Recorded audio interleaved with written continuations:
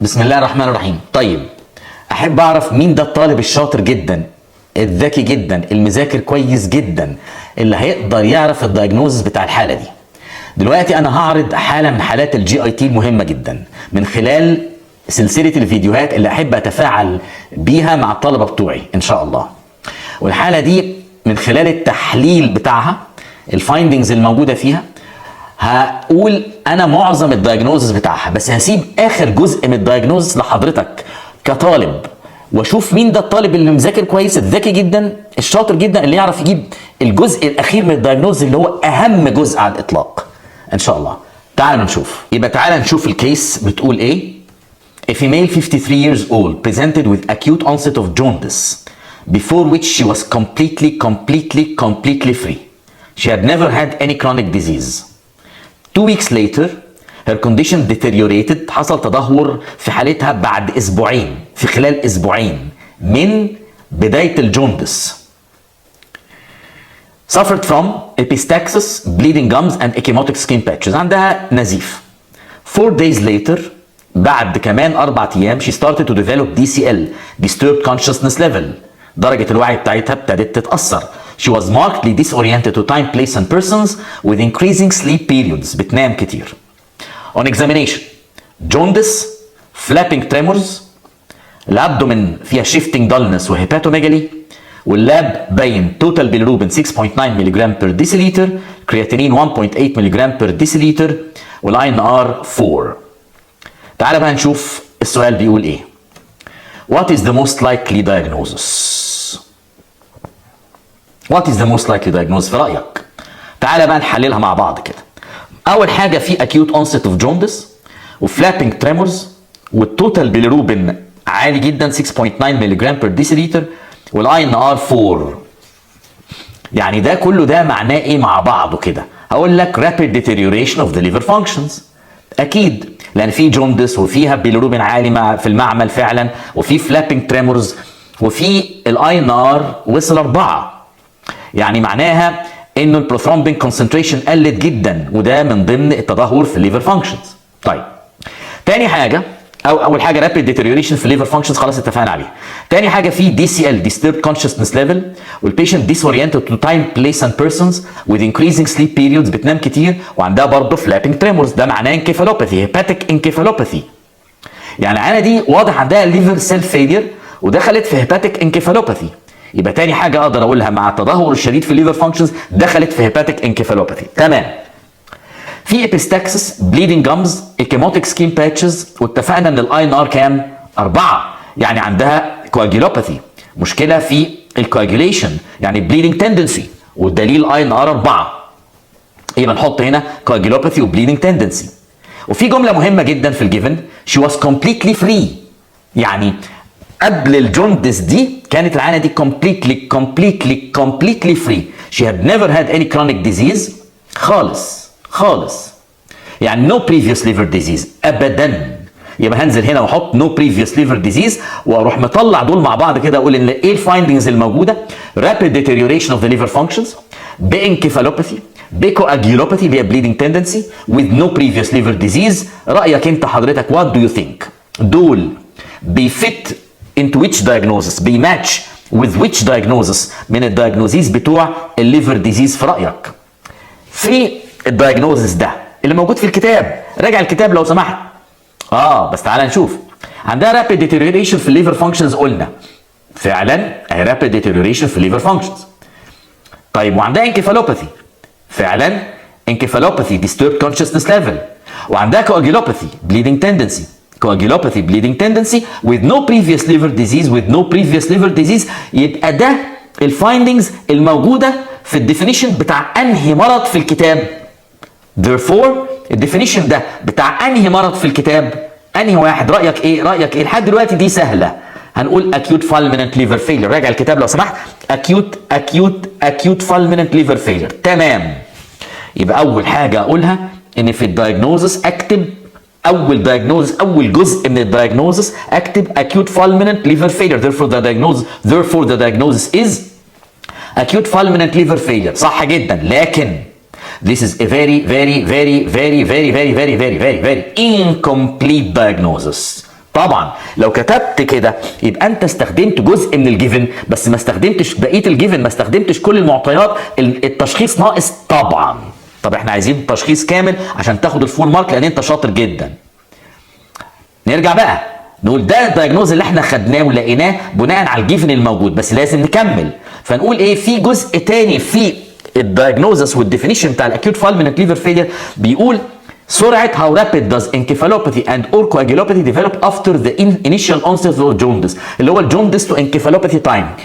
لازم تحط ده في الدايجنوز بتاعك، لازم تقول لي اوكي هو acute fulminant liver failure مظبوط، بس هل هو هايبر اكيوت ولا اكيوت ولا سب اكيوت depending on سرعة حدوث الجوندس تو encephalopathy تايم.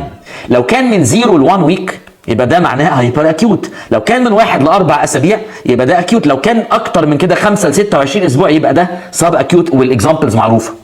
تعالى بقى نرجع الحاله بتاعتنا، نقول الحاله بتاعتنا ايه؟ بليز يوز اول ذا جيفن ان يور كيس. الحاله بتاعتنا بتقول ايه؟ اكيوت اونست اوف جوندس، وبعد اسبوعين وبعد 4 ايام حصل ايه؟ حصل دي سي ال اللي هو disturbed consciousness level، درجة الوعي اتأثرت، disoriented to time, place and persons with increasing sleeping periods يعني encephalopathy. يبقى الجوندس تو encephalopathy time حصل بعد ايه في رأيك؟ اسبوعين واربع ايام. اسبوعين واربع ايام، خدها بقى على اللوحة بتاعتنا، يعني الجوندس تو encephalopathy time كام بقى؟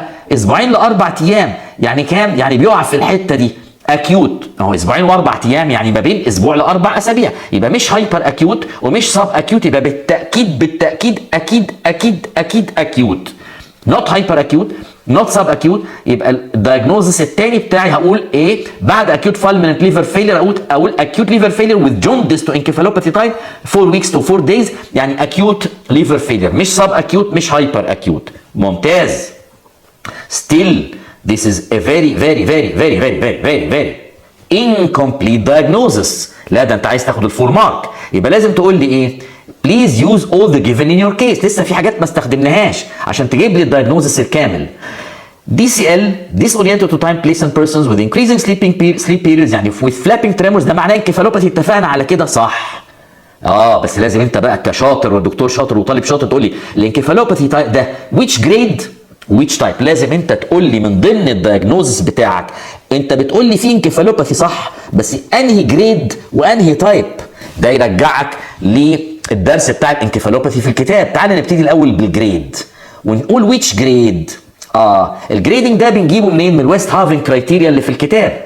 hepatic encephalopathy has been classified according to the severity into ايه بقى 4 جريدز، والجريدز دول بيتقسموا على حسب المنتال ستيتس والنيورولوجيكال فايندنجز. النيورولوجيكال فايندنجز دي اللي هي الاستريكسس اللي هي الفلابنج تريمورز، والمنتال ستيتس دي درجه الخلل في الوعي، والاثنين بينتهوا بكوما. حلو جدا، اللي هم جريد 4. تعالى بقى نشوف الحاله بتاعتنا في البيشنت بتاعنا ان شاء الله. نلاقي ايه؟ اهي اللوحه بتاعتنا اهي. ايه الجيفن الموجود؟ البيشنت disoriented to time, place and persons with increasing sleeping periods. يبقى ناخدها هنا اهي marked disorientation with somnolence. somnolence ده يعني بينام كتير، يبقى العينه دي عندها marked disorientation to time, place and persons وبتنام كتير، يبقى هنا جريد كام؟ جريد 3. وعندها flapping tremors موجوده اهي، astrixis obvious واضحه، يبقى ده ياخدنا ان العينه دي جريد 3 جريد 3 انكفالوباثي. يبقى انت ماشي في التشخيص مظبوط وجبت الجريدنج صح. نكمل. طب ويتش تايب؟ خلصت انت ويتش جريد؟ قلنا جريد 3 واتفقنا عليها ممتاز. طب ويتش تايب بقى؟ انهي تايب بقى من الانكفالوباثي؟ ده ياخدنا بقى لتقسيمه التايب اللي اتقالت في الورلد كونجرس اوف جاستروانترولوجي في 1998 في فيينا في النمسا. هيباتيك انكفالوباثي اتقسم لثلاثه سب كلاسز according to the type اللي هم دول، وخدناهم في الكتاب. راجع الكتاب لو سمحت. تايب A اكيوت، تايب B باي باس وشرحناه هناك، تايب C سيروسس. طب العيانه بتاعتنا دي انهي واحده؟ اور بيشنت. تعال نراجع اللوحه بتاعتنا اهي. دي عندها acute onset of jaundice، خلاص واضحه الحكايه. قبل كده she was completely free، she had never had any chronic disease، يبقى بالتاكيد مش سيروسس طبعا، لا لان السيروس بيبقى كرونيك، وبالتاكيد مفيش دليل للبايباس خالص في العينه دي. يبقى دي العينه دي acute with acute liver failure، يبقى الحاله بتاعتنا دي تايب A acute. صح جدا. يبقى اذا التايب acute تايب A مش B ولا C، تايب A مش B ولا C، يعني acute. يبقى اذا الانكفالوباثي بتاعنا جريد 3 تايب A. يبقى which grade؟ grade 3. which type؟ type A.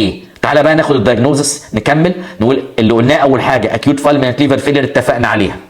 acute liver failure with jaundice to encephalopathy time 4 weeks to 4 days، يعني acute مش sub acute ومش hyper acute، صح. تالت حاجه بقى هيباتيك انكفالوباثي بتاعنا جريد 3 تايب ايه اكيوت، ممتاز. يبقى الدايجنوز هنا رائع. خلصنا؟ لا لسه.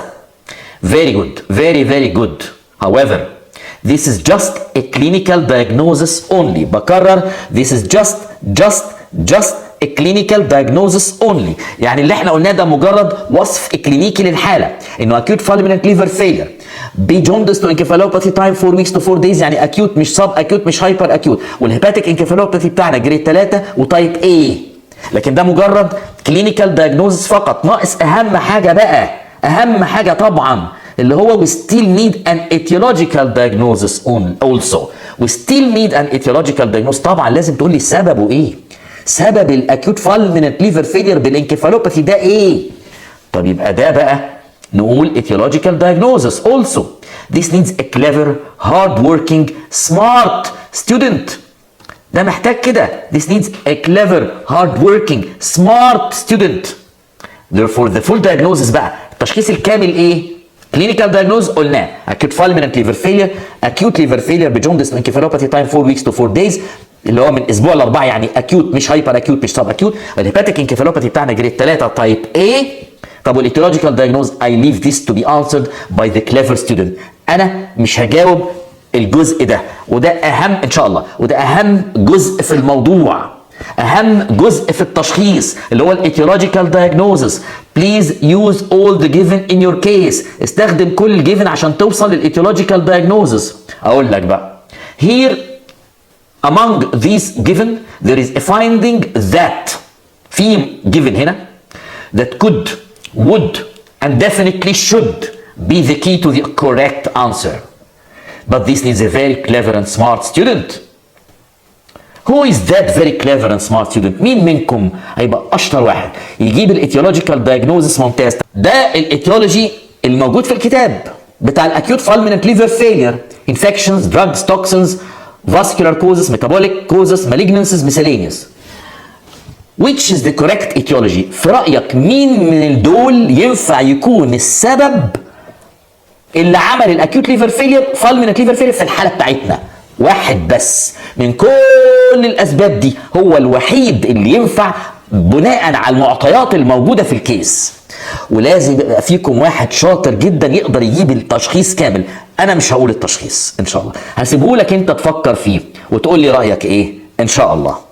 لأن في الجيفن الموجود هنا جيفن أو اتنين، واحدة أو اتنين من المعطيات الموجودة بتشاور على الإيتيولوجي، ودورك انت كطالب شاطر ذكي ومذاكر كويس قوي تعرف ايه اللي موجود في الفايندنجز دي يوديك على الايتيولوجي ان شاء الله. مستني اعرف الاجابه من اشطر واحد فيكم ان شاء الله. Finally دايما اقول a good professor in medicine shouldn't teach his students medical knowledge only. This they can get from the books. الحاجات دي ممكن يجيبها من الكتب ومن الانترنت. He should teach them the essence of this knowledge. Thank you very much.